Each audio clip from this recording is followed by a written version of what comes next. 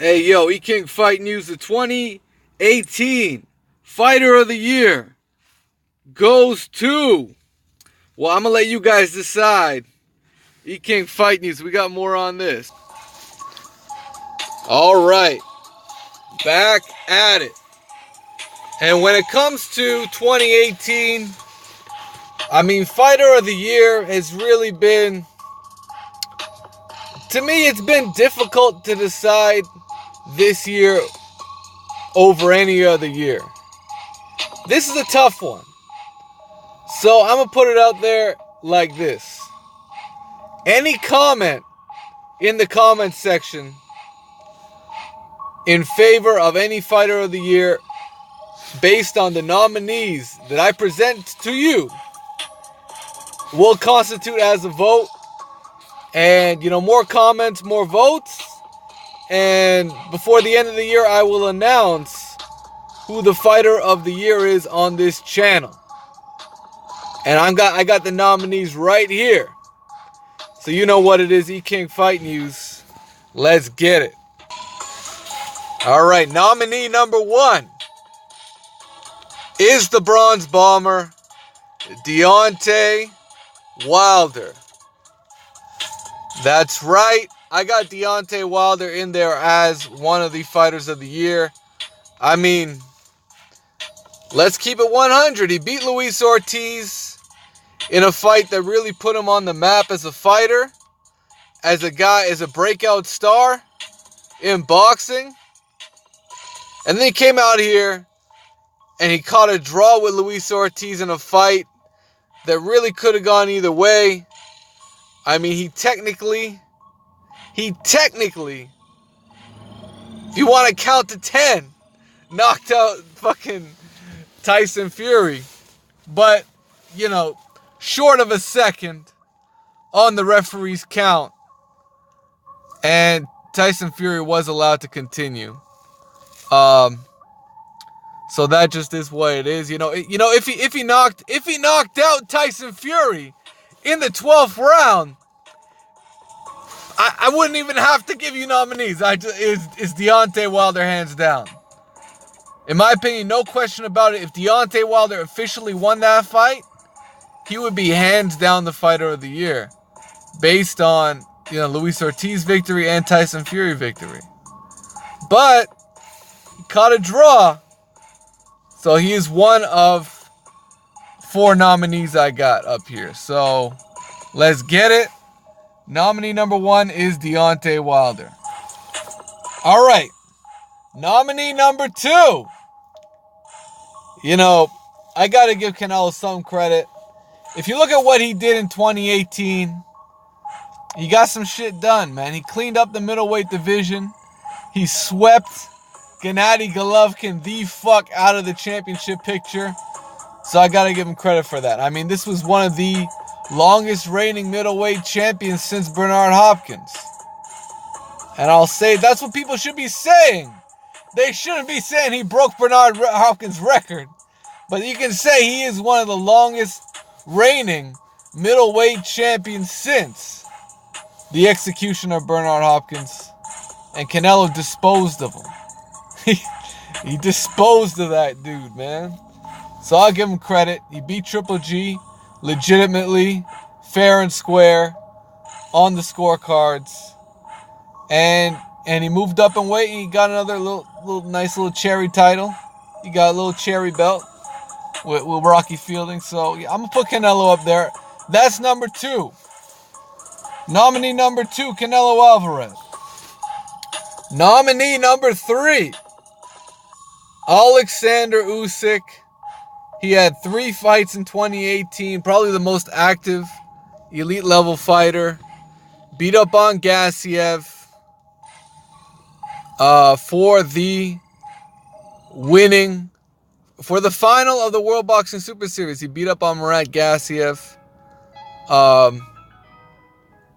Right? He beat up on the other dude, Myris Briedis. He beat up on Briedis. Right? So he fought in some kind of a unification with Briedis. Beat him. He fought Gassiev for the undisputed cruiserweight championship. He beat him. And then we all know what happened. Bellew called him out. Or he called out Bellew. You know, it's something like that happened. You know, these two guys end up in the ring. And Usyk knocked Bellew the fuck out. He knocked this dude all the way the fuck out. They had caricatures and shit. They had fucking, you know, them cops, the way they trace around the dead guy. That's what they were doing to Tony Bellew. So it is what it is, man. Alexander Usyk definitely deserves the nominee for being the undisputed cruiserweight champion and for defeating Tony Bellew in a very entertaining fight. A fight that he looked like he was losing on the cards, but he came back to knock out Tony Bellew. Give him credit. What do you guys think? Are these the three nominees? Hold on a second. I got one more for you. King Fight News. And we got more on this. All right, the last nominee. Oddly enough, I have Anthony Joshua up here. He fought a unification against Joseph Parker to consolidate some heavyweight titles earlier in the year. And then in a fight that I think a lot of people expected him to win, he fought his WBA mandatory, and he beat up on Alexander Povetkin.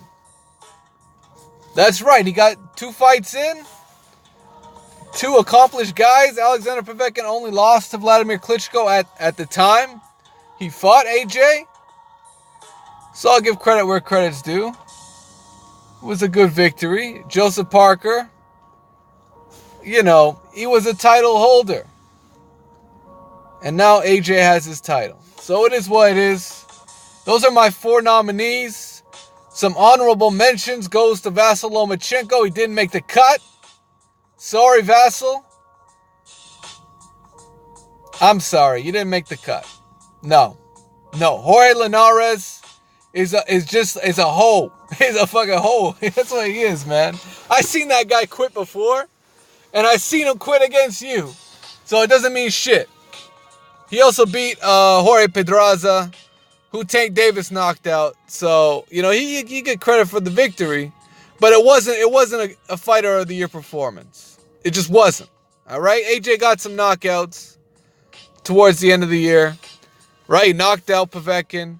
Lomachenko knocked out Linares. I don't think they're on the same level. So, honorable mention goes to Vasyl Lomachenko. Honorable mention. Do I got one? I got one for Naoya Inoue. Naoya Inoue had a good year. But no real notable signature victory just yet. Honorable mentions go out to Errol Spence Jr. Very, very, very good year for Errol Spence. Now he's got Mikey Garcia to deal with. That's going to be a great moment for him. But Errol Spence got ducked by fucking everybody this year. So it is what it is, man. It just is what it is. Let me know what you guys think. Like I said, any comment in favor of a fighter will constitute as a vote. And whoever gets the most votes wins Fighter of the Year. That's how it's going to work. King Fight News. Let me know what you guys think. Smash the like button. Subscribe to the channel if you haven't already. And you know what it is. It is what it is. Peace out. Have yourselves a great one.